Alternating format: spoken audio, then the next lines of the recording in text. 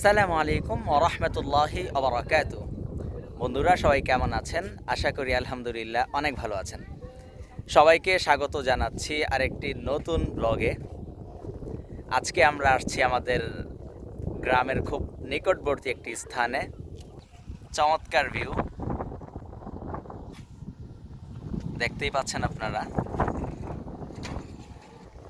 আর আজকে আমার ব্লগে একজন নতুন মুখকে পরিচয় করায় দিব, যে ইতিমধ্যে আর আমার ব্লগে কখনো আসেনি।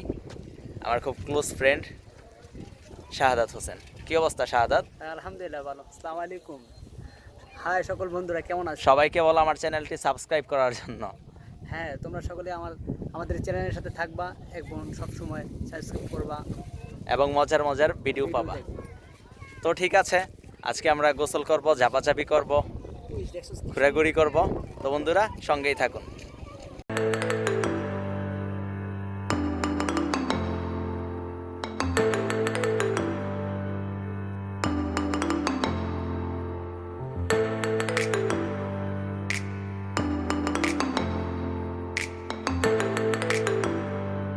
হাই, কি অবস্থা? হ্যাঁ ভালো। আসলে যে এরকম চমৎকার প্রকৃতি দেখছি, আসলে আমার দিলটা মনটা ঝুরিয়ে যাচ্ছে। এখন অপেক্ষা করছি আমাদের কয়েকজন ফ্রেন্ড আসবে, এরপর একসাথে গোসল করব নদীতে। আমাদের মেঘনা রিভার ব্রাঞ্চ এটা। তো আসলে অনেক চমৎকার লাগছে। তুমি প্রকৃতি একটু দেখাও, কত সবুজ, কত চমৎকার লাগছে। সো বন্ধুরা, আপনারা এই মুহূর্তে দেখছেন আমাদের গজারিয়াতে সরকারি একটি প্রকল্প। এটা কয়লা বিদ্যুতের নির্ধারিত একটি জায়গা। এখানে প্রায় 400 অথবা 500 মেগাওয়াট বিদ্যুৎ উৎপাদন করা হবে। তো খুব শীঘ্রই এটার কাজ শুরু হয়ে যাবে। এখন মোটামুটি বালু ভরাট করা, বালু সমান করা, এসব কাজ তো আশা করা যায় এটার কাজ সম্পূর্ণ হলে আমাদের গজারিয়াতে বিদ্যুৎ আরও বেশি সমৃদ্ধ হবে, বিদ্যুতের শক্তি প্রখরতা আরও বেড়ে যাবে। নদীর পাড়টাও দেখাবো। এটা অবশ্য বড় কোনো নদী নয়, একটি ছোট খাল। তো এভাবে খালের দুই পাড় ঘেঁষেই ব্লক স্থাপন করা হয়েছে, যেন নদীর পাড়গুলো না ভেঙে যায়। তো আমরা এখন যাচ্ছি বড় নদীর দিকে। আমরা এখন এই ছোট নদীর পাড় ঘেঁষে, ছোট খালের পাড় ঘেঁষে যাচ্ছি। এখানে যে ওই পাশেও চমৎকার ব্লক দেখা যাচ্ছে, এই পাশেও ব্লক, মাঝখানে ছোট্ট একটি খাল। আসলে খুব চমৎকার লাগছে। আমি আসলে ক্যামেরায় কতটুকু দেখাতে পারছি আমি জানি না, তবে কেউ যদি বাস্তবে এসে দেখে যান তাহলে এটার সৌন্দর্য বুঝতে পারবেন। আর আমি আর আমার ফ্রেন্ড শাহাদাত যাচ্ছি। চমৎকার বাতাস, বুঝেই যাচ্ছে যে কতটা ফিলিংসের মধ্যে আমরা আছি। বাতাস আমাদের প্রায় উড়িয়ে নিয়ে যাওয়ার উপক্রম হচ্ছে।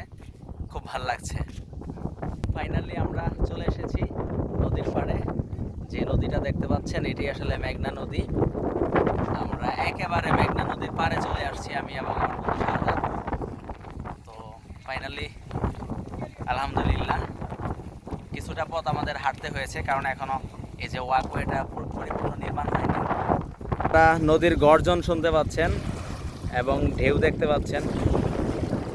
পানিগুলো ব্লকের মধ্যে সে বাড়ি খাচ্ছে। এখানে যে দুইজন মুরব্বী মাছ ধরতেছে। প্রচুর পরিমাণ মানুষ এখানে আসছে শুক্রবার গোসল করার জন্য, এনজয় করছে। ফাইনালি আমরা এতক্ষণ পর আর দেরি করবো না, এখন নামবো গোসল করার জন্য। এসে শাহাদাত প্রস্তুতি নিচ্ছে, আর আমি তো অলরেডি পানিতে নেমে পড়েছি।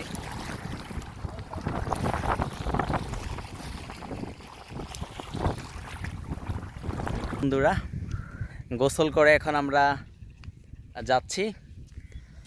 দেখি, আমার বন্ধু শাহাদাতের নাকি খুব ক্ষুধা লেগে গেছে। আসলে নদীতে প্রচুর পরিমাণ ঢেউ ছিল, খুব ঝাঁকুনি খাইছে, ঝাপাঝাপি করছে, এখন ওর ক্ষুধা লাগছে। তো ওরে নিয়ে যাই, দেখি বাজারের দিকে গিয়ে কিছু খাওয়া যায় কি না, কি পাওয়া যায়। আর এখন আমরা যাচ্ছি আসলে প্রজেক্টের একদম পাশে ব্লকের রাস্তা দিয়ে। চমৎকার একটি ভিউ আসছে, দেখতে পাচ্ছেন সবুজ শ্যামল, একদম সবুজ। শাহাদাত, তো গোসল করলা, খুব এনজয় করলা তাই না? খুব ভালো লাগলো। তবে প্রচন্ড ক্ষুধা লেগে গেছে। খুব ডাল রাস্তাটা, তাই না শাহাদাত? খুব। তুমি আমার থেকে 3-4 ফুট নিচে একদম। দেখো গ্রামটা কত সুন্দর লাগতেছে। ওয়াও, সুপার বিউটিফুল, ড্যাশিং, তাই না? ড্যাশিং কারে বলছি? তোমারে বলছি। তোমার ড্যাশিং লুক দেখা যাচ্ছে, মুগ্ধ হয়ে যাচ্ছি, একেবারে মুগ্ধ হয়ে যাচ্ছি। খুব টায়ার্ড, আর চলতেছে না। ওই যে ক্লান্ত শরীর নিয়ে দাঁড়িয়ে আছে। গাড়ির জন্য অপেক্ষা করছি, দেখি গাড়ি পাওয়া যায় কি না। না হয় হেঁটে হেঁটে যেতে হবে বাকিটা পথ। শাহাদাত, গাড়ি না পেলে কি হবে এখন? কি আর করার ভাইয়া, যতটুকু। ঘেমে গেছি, তারপর ক্ষুধাও লাগছে। দীর্ঘ পথ নদী থেকে হেঁটে এখন আসলাম রাস্তায়, গাড়ির জন্য অপেক্ষা করছি। ওই যে দূরে বাঁধ দেখা যাচ্ছে ব্লক দিয়ে সাদা। এতটুকু রাস্তায় আমরা আসলাম। কত কিলো আসছি তুমি জানো? তুমি হিসাব করলে বুঝবা। গাড়ি পাচ্ছি না তো, যেতে যেতে চমৎকার একটি পথ আমাদের সামনে, দুই সাইডে বিশাল বড় বড় গাছ। আমরা হাঁটছি, ওয়েদারটা মনে হচ্ছে বৃষ্টি চলে আসবে, তো এত ক্লান্তির মধ্যেও ভালোই লাগছে। ওয়াও, অসাধারণ ভিউ শাহাদাত।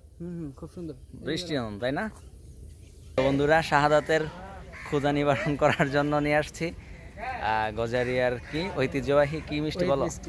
ওহিদ মিষ্টি খাওয়ার জন্য। এটা পুরো গজারিয়াতে খুবই নামি দামি একটা মিষ্টি।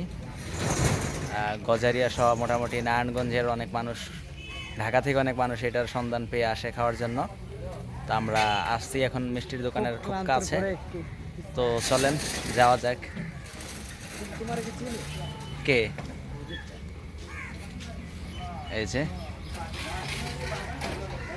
দোকানের নাম দেখতে পাচ্ছেন, ওহিদ মিষ্টান্ন ভান্ডার। এটা একদম নদীর উপরেই, নদীর পাশে। তো আমরা এখন যাই, ওহিদের সুস্বাদু মিষ্টি খাবো।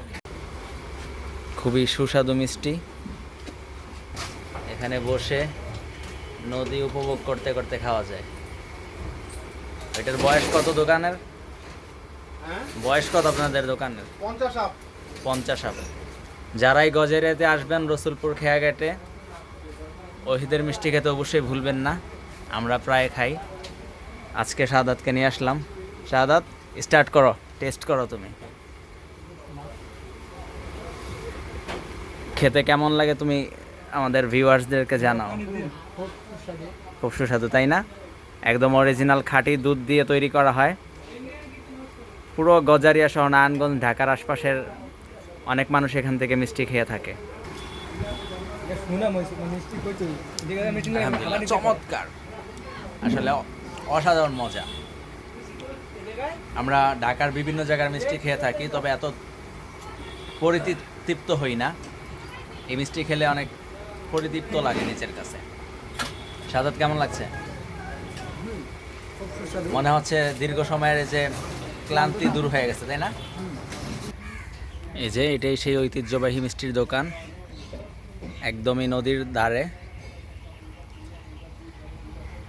আমি সাইনবোর্ডটা দেখিয়ে দিচ্ছি, নাম্বার দেয়া আছে, ঠিকানা দেয়া আছে।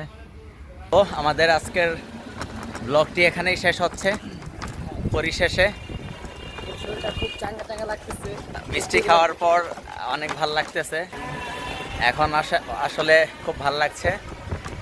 এতক্ষণ ক্ষুধায় খুব যন্ত্রণা লাগছিল, এখন রিক্সায় আছি, বাতাস লাগতেছে।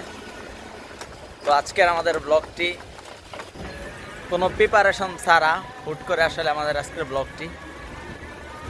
তো আজকে এ পর্যন্তই, সামনে অন্য কোনো ব্লগ নিয়ে হাজির হব। সবাই সুস্থ থাকবেন, আল্লাহ সবাইকে ভালো রাখুক। আল্লাহ হাফেজ।